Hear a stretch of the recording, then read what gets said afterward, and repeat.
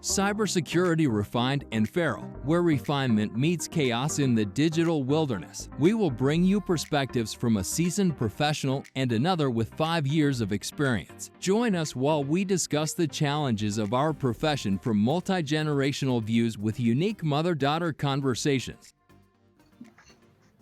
Hello, everyone, and welcome to our latest episode of Cybersecurity Refined and Feral.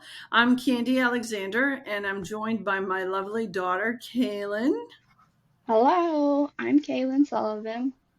So today we actually have a guest, our very first guest. We're going to be talking to Sean Edwards here about Internet Street Smarts. This is something that since we work together, so we are both passionate about security and like doing things for the community. And this is a project that he is passionate about. And Sean, I'll introduce you now. Great. Thanks, both of you. I'm really excited to be here. And yeah, like Kaylin said, we both work together. But this project is something I started a couple months ago. Just in the realm, I think we're speaking to a cybersecurity audience here. So I'll say, this is it's cybersecurity education for lay people. Really is what it comes down to. So I'm really excited to be here. I'm looking forward to talking to you both about it. Sounds great. Do you want to give a brief overview of what is Internet Scary? Internet is Scary? Excuse me. Yeah, so the Internet is Scary is a guide and blog directed toward sort of a layperson audience, people who are visiting the internet. And I say visiting the internet because one of the sort of core analogies that the Internet is Scary uses is the concept of the internet as a physical location, or you can think of the internet as a city that you visit.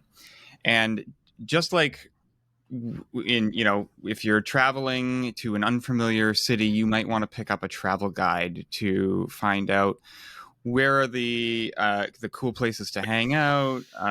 What is the city known for, but also maybe what neighborhoods to avoid. What are the kinds of scams or predatory behavior that you might find? Because these things always happen in patterns. When you're leaving the airport, there's all kinds of fake taxi cab scams, like things like that, right? I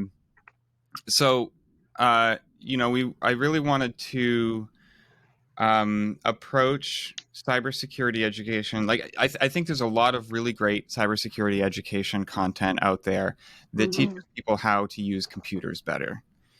But I felt that what was lacking was more like storytelling of this place we call the internet.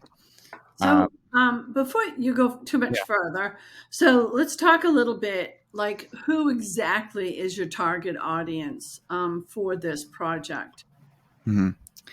So the project is meant for two audiences, really. The first audience that we've been focused on right now is sort of casual internet users, social media users in particular,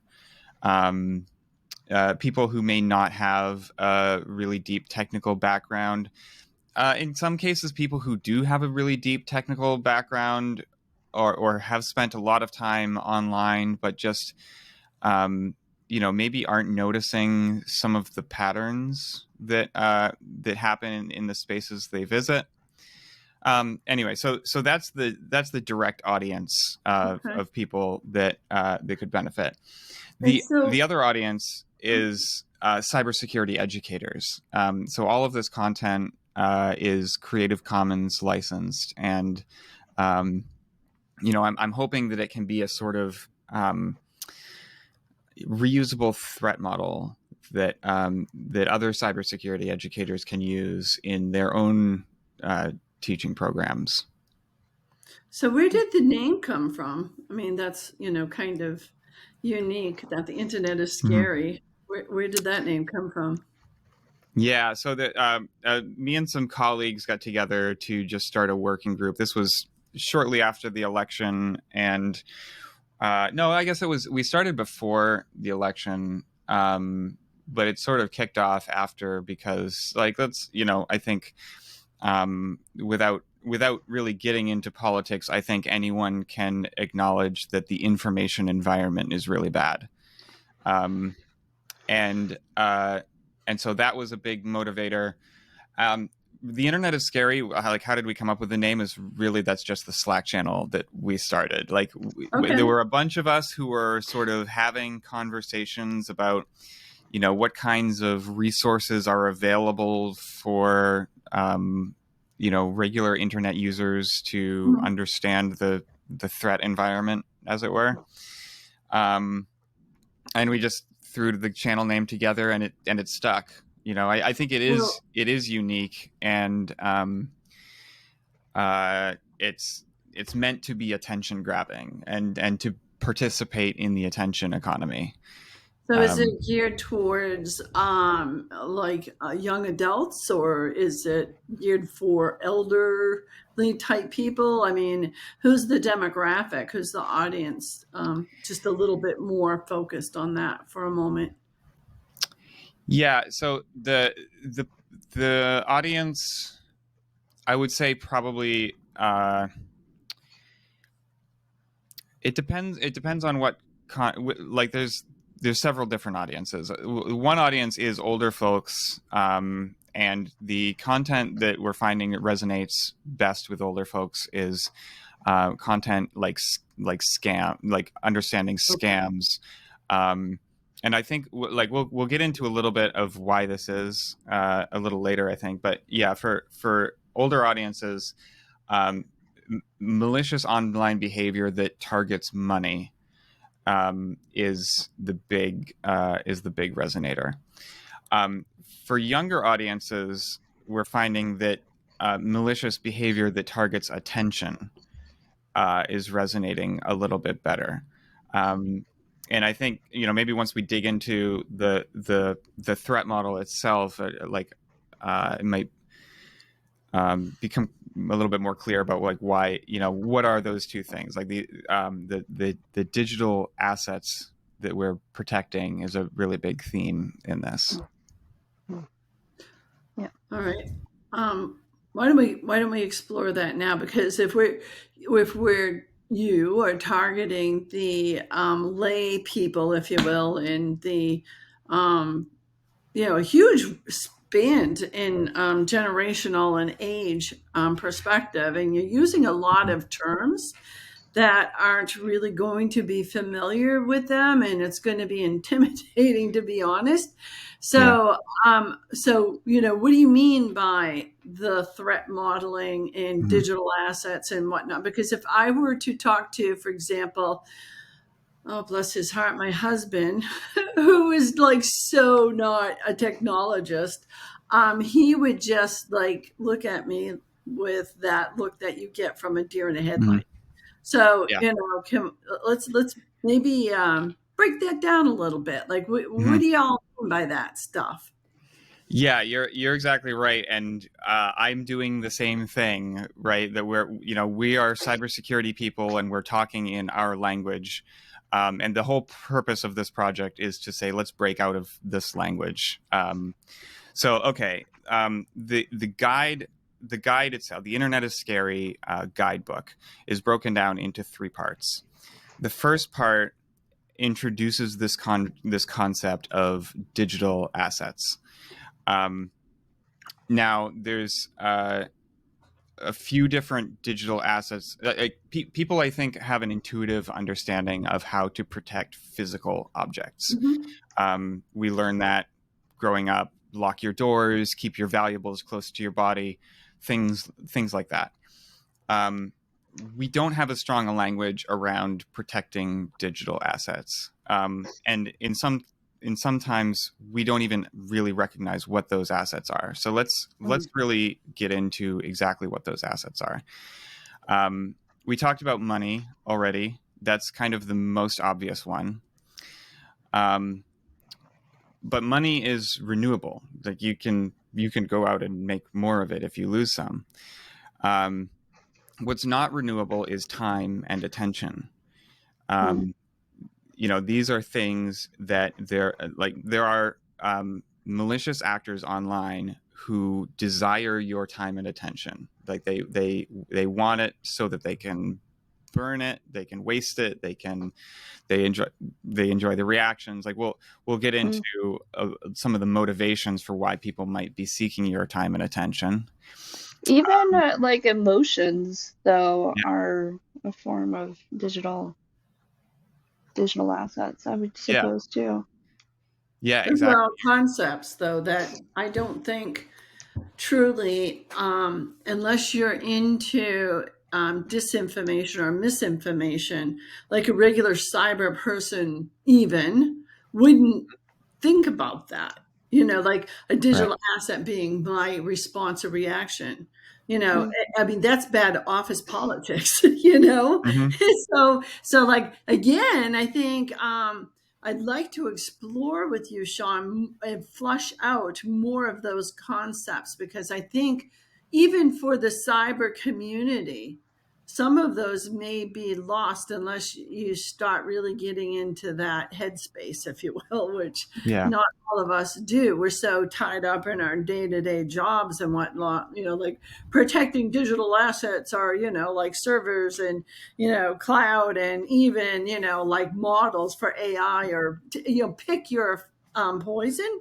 So when you think about digital assets and the concepts that you're introducing, not only is it foreign to some extent to lay people, mom and dad and Aunt Sue, it's also foreign for a lot of cyber if they don't work in that space. So Yeah. let's really flush that out. I'd love to hear Yeah. more. Yeah. Well, and I think because we talk about it so much, and we have all of these shorthand phrases that we can discuss amongst each other to sort of help us shortcut the conversation and get to the real meat of the problem. Um, we tend to forget those things that we aren't saying in between, in between those conversational shortcuts, right? Mm. I really wanted to approach this from the perspective of like, okay, I am myself a layperson, and I'm logging onto the internet, and what am I going to see on my screen, and that triggers a reaction in me, or and for what purpose? It might be to gain money, it might be to take my attention.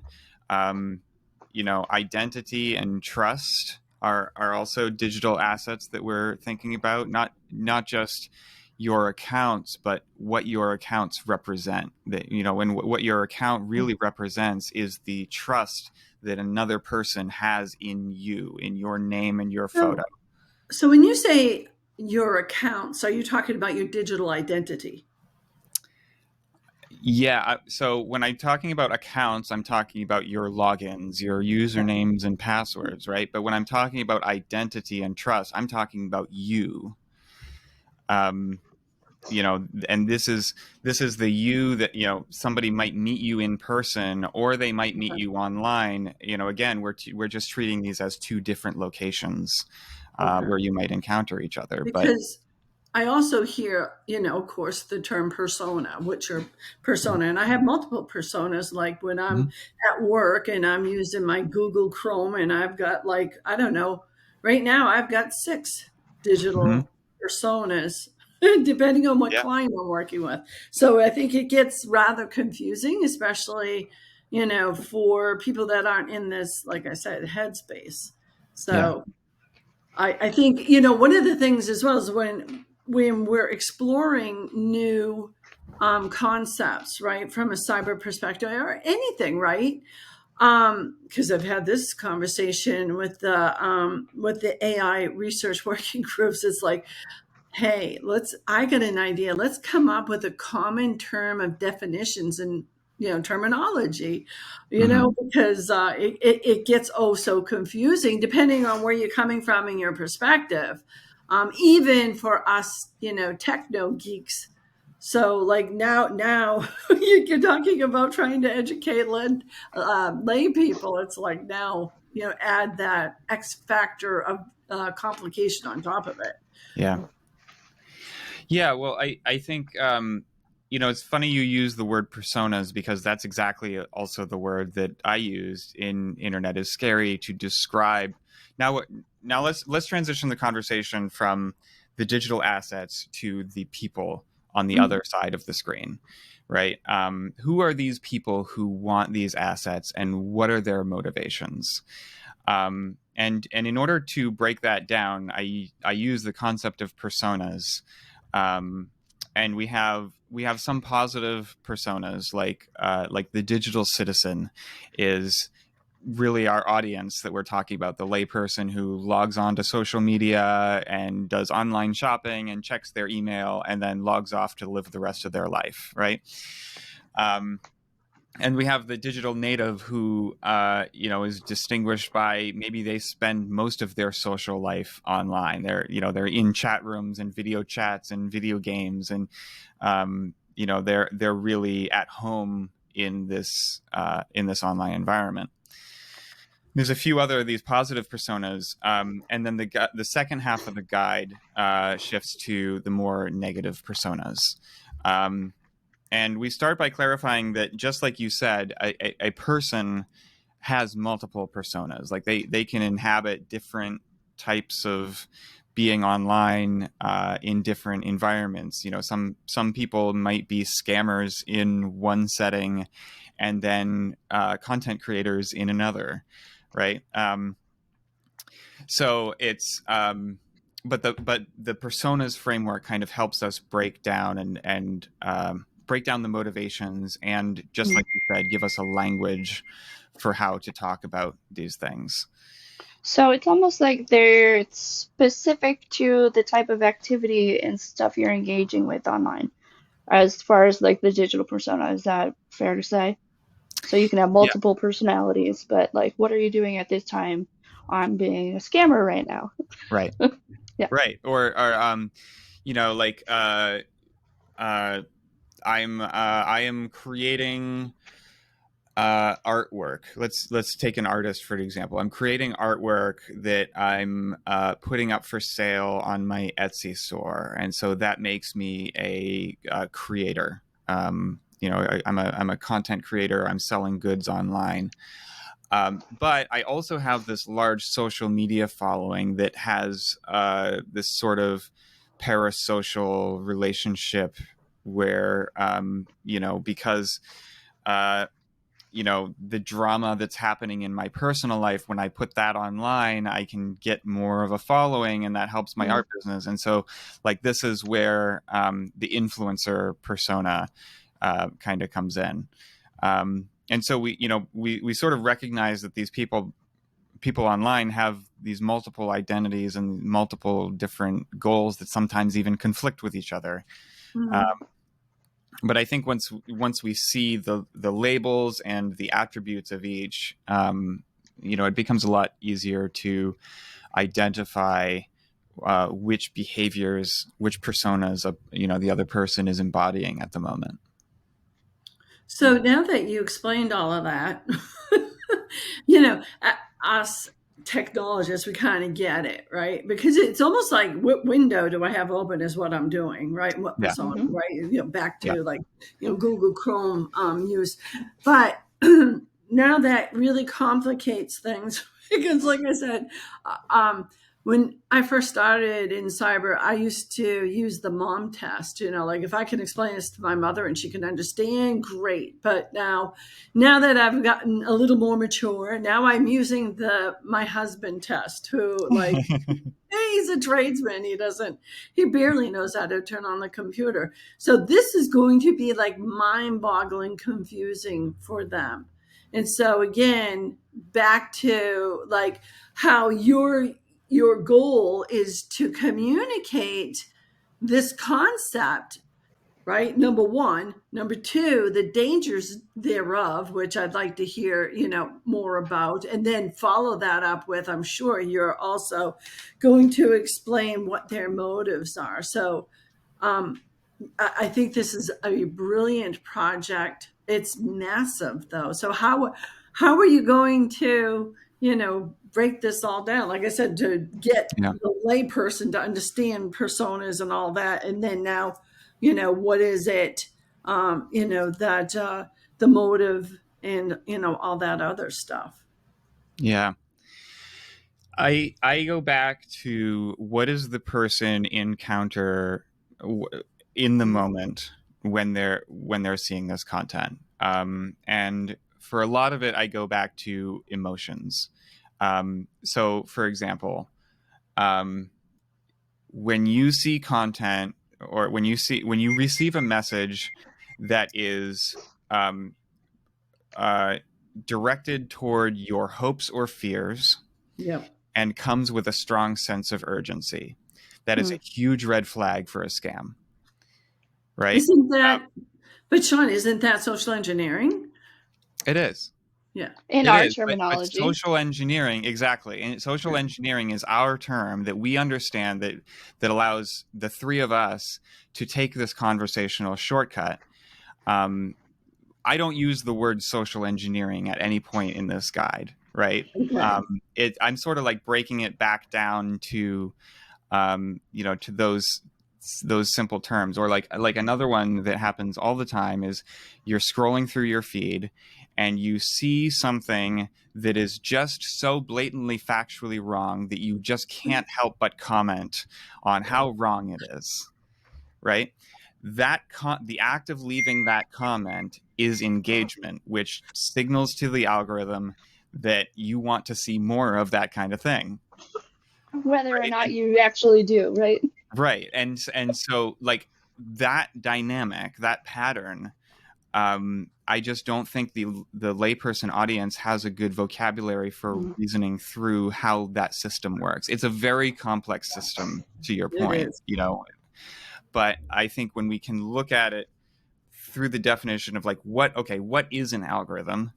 Exactly. Like people have heard this term. What is it? Let's Right. treat it like it's like let's put a name to it. Let's put a face to it, and let's give it a personality. The algorithm is your digital drug dealer for content, right? When you want content, you go to the algorithm, and the algorithm will give you all the content you want, right? But the algorithm decides what content you get based on how much you keep coming back for more.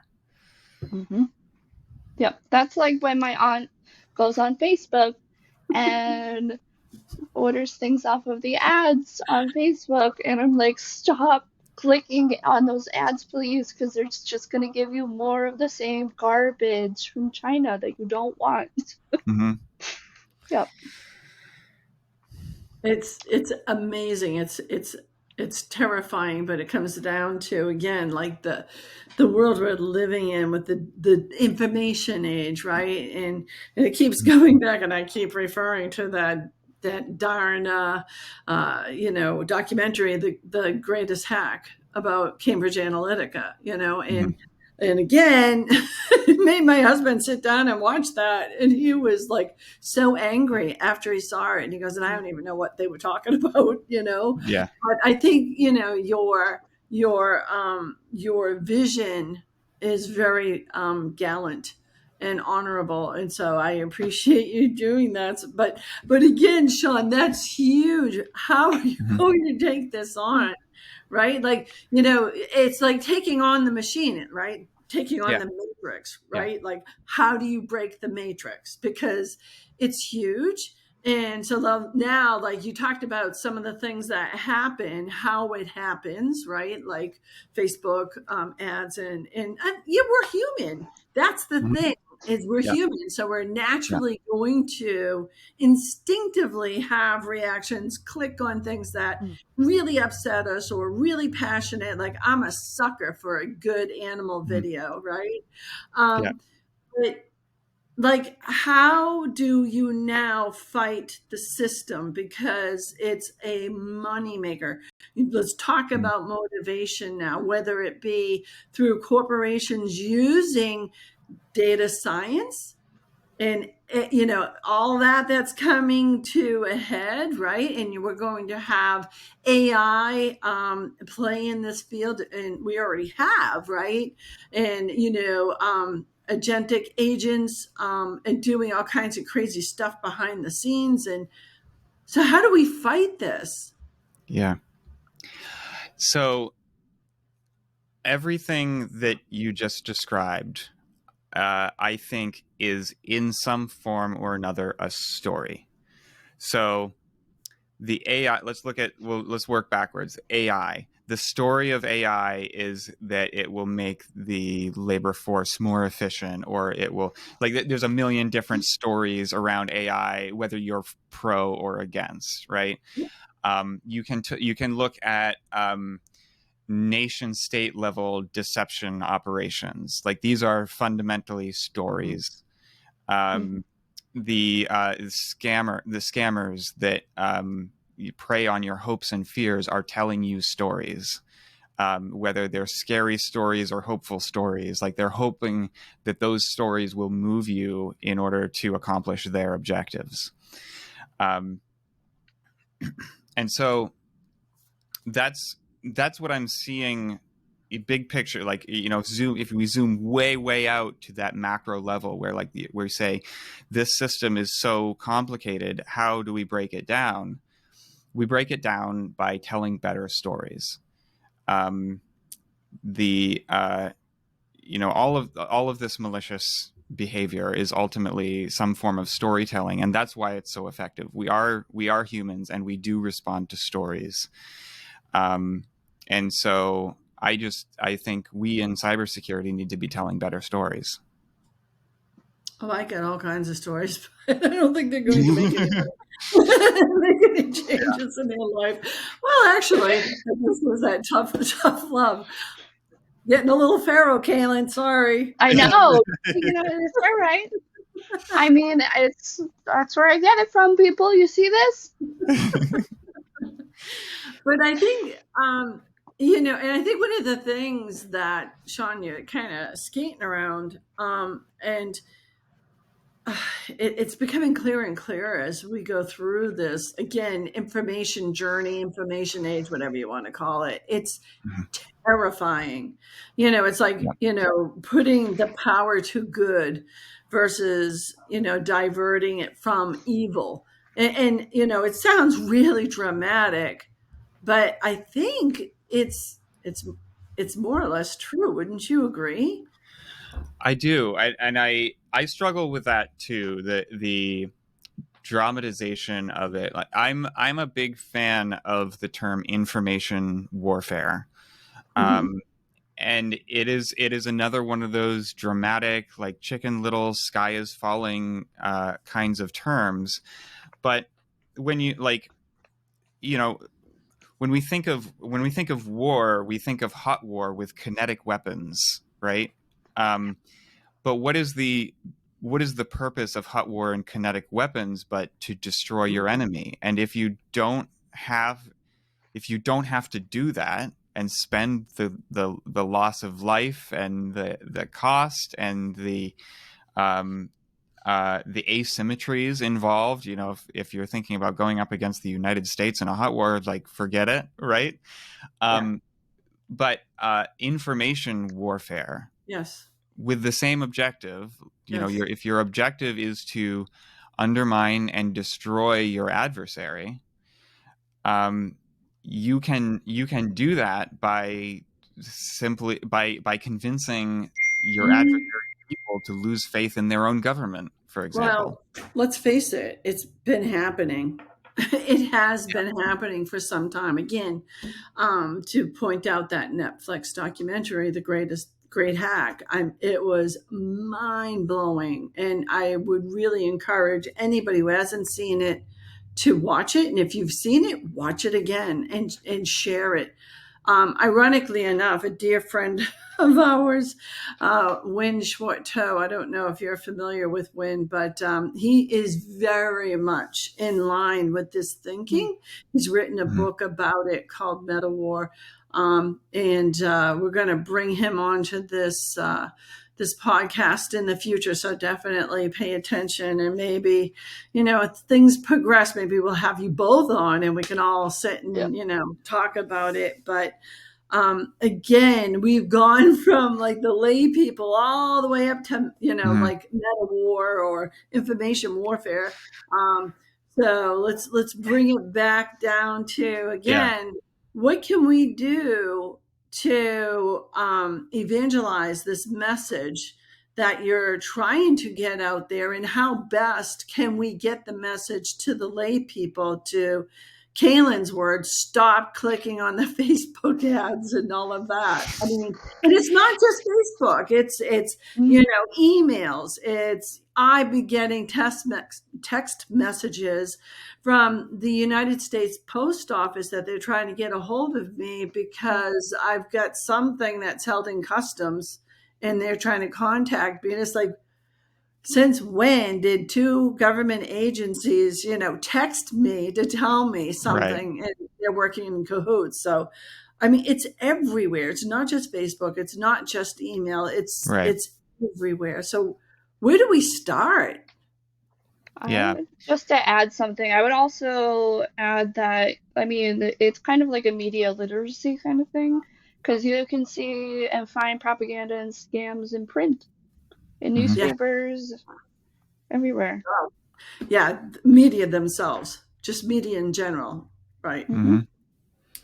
Yeah, I did a whole post about the credibility of media and editorial oversight, using the example of Substack, which has a lot of legitimate journalists on it, but fundamentally isn't really that different from Tumblr or WordPress. It's just anybody can stand up a blog, and it looks like news aesthetically. It looks like you're reading a column. Right. And the big papers themselves, and this is another point that the post makes, is that the papers themselves lean into this confusion by making it not really clear if you're reading reporting or opinion. The page looks the same on Forbes or a lot of them. They really blur the line between the two, and the reason they do that, I'm like Charlie with the conspiracy board in the background. The reason they do that is because that's what gets the clicks. That's what gets people to engage with the content. That's how they get paid. Okay, the last statement you made is now bringing it together. Why are people doing this?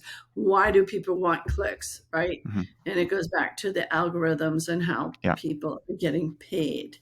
It's mind-boggling and mind-blowing. So again, how do we start getting the message out there to Aunt Doris's and Uncle Jim's and, great Aunt Susie? And I mean, how do we get them to stop? Well, I'll tell you, I've had some good success using the tools of the attention economy to bring awareness to this issue. I've taken out a few Facebook ads that have been performing really well. I think there's a big demand for this kind of content. Yes. Like I'm seeing, I did a little bit of research on Facebook's cost per click metric. Is you can expect somewhere from like $1.50 and up. I'm seeing, do I have that numbers right? I think I have that number right. I'm seeing like 10 to 15 cents per click on this content. I think it's resonating with people. A lot of people are scared about the same kind of thing, and they don't even have the language to express exactly what they're scared about, but when they see it, they know it, and So, they engage with it. so I'm just thinking again. I think it's wonderful and again quite admirable and honorable of you to take that on. However, Sean Edwards. I don't know. I'm assuming you're not a multimillionaire that can take this endeavor on yourself with Certainly Facebook. not. Yeah. So, I'm thinking about some other avenues to assist in your mission because that's what it Yeah. is. It's a mission, right? Yeah. I don't know if you've ever checked out Stay Safe Online, but you might want to check them out. I think also I would really strongly encourage you, as well as anybody listening in our audience, to reach out to your Congress people, your senators and representatives in the House. Have these conversations with them, right? And Yeah. and see if there's any way to get some public funding to help with these campaigns or storytelling back, but better Yeah. type of effort. Um, so I think there's, getting motivation, getting people motivated to get on your side and combat the good fight because without it I really do fear that we will be like the Matrix, and that the digital realm will take over. I mean, again, that conspiracy theory, but we've been dealing with this for some time and people just don't even realize it, and that's the terrifying thing is Yeah. just like any, I hate to say this, any 12-step program, the first thing you have to do is admit that there's a problem. And that is, I think, the biggest thing that we need to do is get our society, our global society, admit that there's a problem. And then we can, begin those conversations. Would you agree? Yeah, I would. I think society is at a place where we're ready to admit that there's a problem. But we still don't. There's not the widespread awareness of exactly what the problem is. Like everyone is seeing, it's like everyone. It's like looking through the like a toilet paper roll. You see just like the smallest piece of the problem at a time, and there's not really a way to back out and see the whole picture. Because we're not talking about physical objects here. We're talking about concepts and ideas, and there's not like something that you can point to. Right. But in order for people to digest big topics and complex ideas, they need vocabulary, and they need they need to know the stories about how those ideas fit together. Sounds good. So back to what you were asking about how people can support. I'm exploring different options for funding. I think certainly in the media environment that we're in now, messages need money in order to get out there. They just do. And so grants. I know there are grants available for organizations to do disinformation and deception research.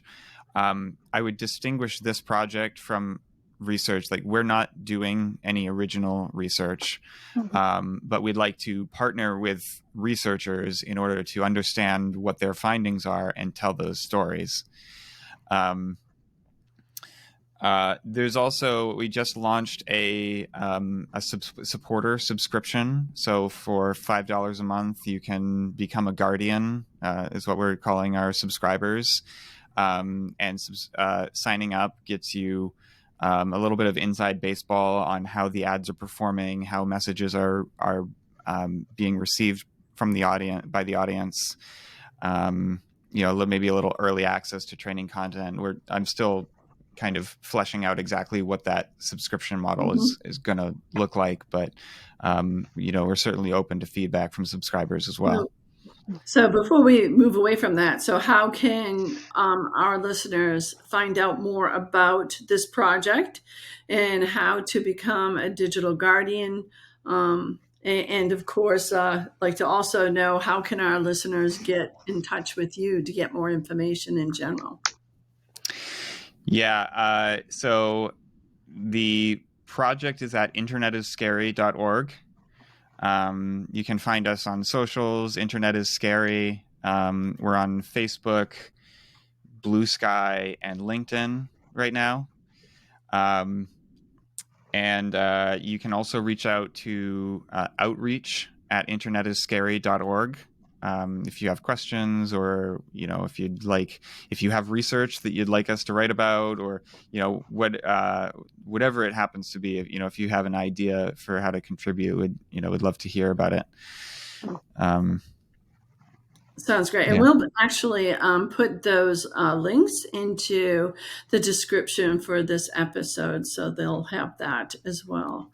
And are you open to having folks reach out to you directly, or would you rather have them go through the organization email?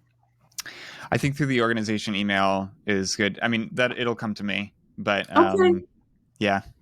Sounds great. I really appreciate your time today on our episode. This has been really fascinating. Again, huge project that you're taking over on. Yeah. So, Kaylin, do you have any closing words before we close out our episode here?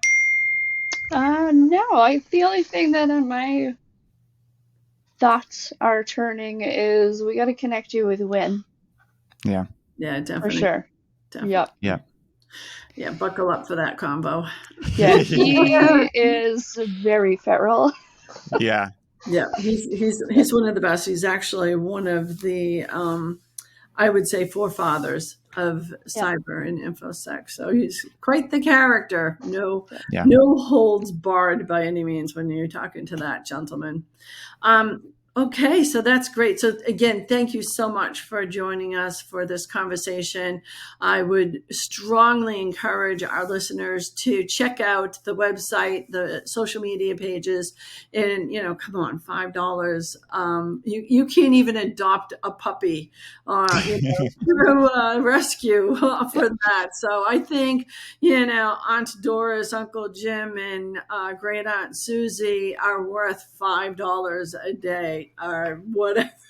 That's just crazy, and well worth that effort. So again, thank you listeners for listening today. Would love to hear your feedback and comments. Put in the description or comment area below. Give us a thumbs up and consider subscribing. And with that, I'll say until next time, stay secure, stay refined, and Don't be afraid to get a little bit feral. thank you, everyone.